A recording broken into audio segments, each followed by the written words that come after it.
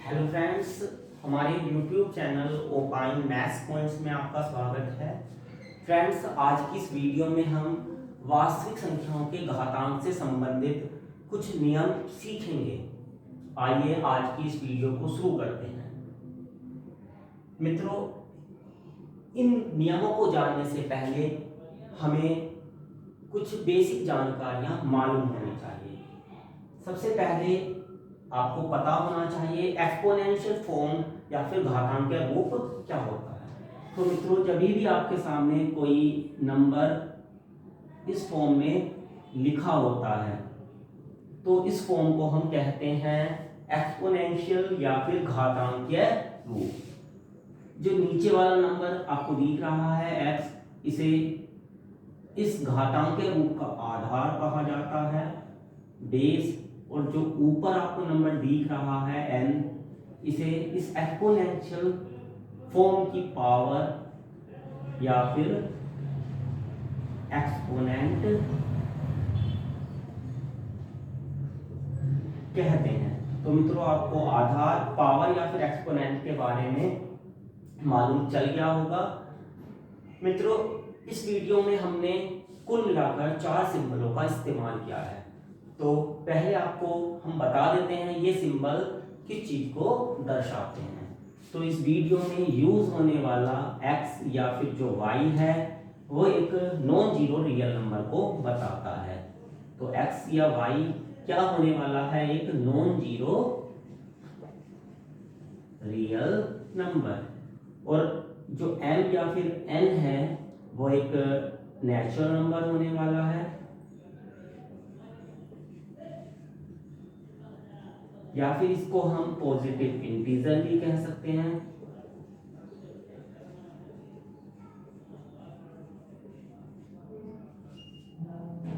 Real number से संबंधित जो वीडियो है वो आप हमारे डिस्क्रिप्शन बॉक्स में जाकर देख सकते हैं। वहां पर हमने आपको रियल नंबर के बारे में पूरी डिटेल से समझाया हुआ है। तो आइए मित्रों, अब इन नियमों की तरफ चलते हैं। तो पहला नियम ये है कि अगर कोई भी हमारे पास नॉन जीरो रियल नंबर है और उसकी पावर 0 है तो उसकी वैल्यू हमेशा कितनी होने वाली है? 1। सपोज कीजिए आपके पास एक नंबर है 1000 और 1000 की पावर कितनी है? 0। तो इसका जो मान होगा वो किसके बराबर होगा? 1। अगर सपोज करो 65 है, इसकी पावर 0 है, तो इसकी वैल्यू भी कितनी होने वाली है? 1। यानी कोई भी आप नॉन जीरो रियल नंबर लें और उसकी पावर 0 लिखी हुई है तो उसकी वैल्यू हमेशा कितनी होगी? 1। बट मित्रों, आपको ध्यान रखना है कि अगर हमारे पास सपोज करो 0 है और 0 की पावर 0 लिखी हुई है तो इसकी वैल्यू 1 नहीं होती है। ये एक अनडिफाइंड फॉर्म है जिसकी वैल्यू ज्ञात नहीं की जा सकती। मित्रों, आपने देखा होगा अक्सर बहुत से लोग 2 = 1, 3 = 2 मतलब कि कुछ इस तरीके से प्रूव कर देते हैं, लेकिन वास्तविकता ये होती है कि वो उसमें कुछ इस तरीके के ही कंसेप्ट यूज करते हैं जिनकी वैल्यू पॉसिबल ही नहीं है, जो संभव ही नहीं होते। जैसे वो 0 की पावर 0 की कुछ वैल्यू रख देंगे 1, या फिर वो 0/0 लिखा हुआ है तो 0 को 0 से कैंसिल आउट कर देंगे, जबकि 0/0 भी एक अनडिफाइंड फॉर्म है, इसकी वैल्यू भी ज्ञात नहीं की जा सकती। तो मित्रों, अगर आपको इन कंसेप्ट की जानकारी है तो आप उनके एरर को आसानी से समझ सकते हैं। हाँ, मगर अगर आपको इन चीजों की जानकारी नहीं है तो आप उनके आंसर को देखकर अचंभित हो सकते हैं। लेकिन वास्तविकता यही है मित्रों कि वो आपको मूर्ख बना रहे होते हैं, यानी कि वो कुछ ना कुछ उसमें एरर कर रहे होते हैं जिसको आप पकड़ नहीं पा रहे होते हैं। तो आइए रूल नंबर 2 की तरफ चलते हैं। तो रूल नंबर 2 ये है कि अगर सपोज करो आपके पास कोई नॉन जीरो रियल नंबर है, उसकी कुछ पावर लिखी हुई है, तो जब हम उस पावर को ऊपर या नीचे करते हैं तो पावर का चिन्ह क्या हो जाता है? चेंज हो जाता है। सपोज करो x की पावर 3 है तो इसको हम लिख सकते हैं 1/x की पावर -3। ऐसे ही 1/x की पावर -3, तो इसको क्या लिख सकते हैं x की पावर 3। x की पावर -2 है तो इसको लिखा जा सकता है 1/x की पावर 2, और 1/x की पावर 2 को लिखा जा सकता है x की पावर -2। यानी कि जब भी कोई एक्सपोनेंशियल फॉर्म में लिखा हुआ है नंबर, उसको हम ऊपर या नीचे करते हैं तो जो पावर है उसका चिन्ह बदल जाता है। आइए नेक्स्ट की तरफ चलते हैं। तो जब भी आपके पास दो एक्सपोनेंशियल फॉर्म प्रोडक्ट की फॉर्म में लिखी हुई है और इनके जो आधार हैं वो सेम हैं, तो जो पावर होती है वो जुड़ जाती है। नेक्स्ट, इसी तरीके से जब आपके पास दो एक्सपोनेंशियल फॉर्म डिवाइड की फॉर्म में लिखी हुई है तो उस केस में जो पावर होती है वो क्या हो जाती है, माइनस हो जाती है। जैसे आप समझ सकते हैं x की पावर n, और इसको हम लिख सकते हैं 1/x की पावर n है, तो रूल नंबर 2 के अकॉर्डिंग इसको ऊपर लेके जाएंगे तो पावर का साइन चेंज हो जाएगा, तो ये हो जाएगा x की पावर -n। और रूल नंबर 3 के अकॉर्डिंग अगर बेस सेम है और प्रोडक्ट की फॉर्म में है तो जो पावर होती है वो जुड़ जाती है, तो x की पावर कितना हो जाएगा, m-n। वैसे आप इसको सीधे याद कर सकते हैं कि अगर हमारे दो एक्सपोनेंशियल फॉर्म डिवाइड की फॉर्म में लिखी हुई है तो जो पावर होती है वो माइनस हो जाती है। पांचवा नियम ये है कि अगर कोई रियल नंबर है उसकी कुछ पावर है और उस पावर की भी कुछ पावर है, यानी होल पावर में कुछ लिखा हुआ है, तो ये जो पावर होती हैं ये गुणा में आ जाती हैं। सपोज कीजिए 2 की पावर लिखा हुआ है 3 और इसकी होल पावर लिखी हुई है 5, तो इसको हम लिख सकते हैं 2 की पावर 3 5 15।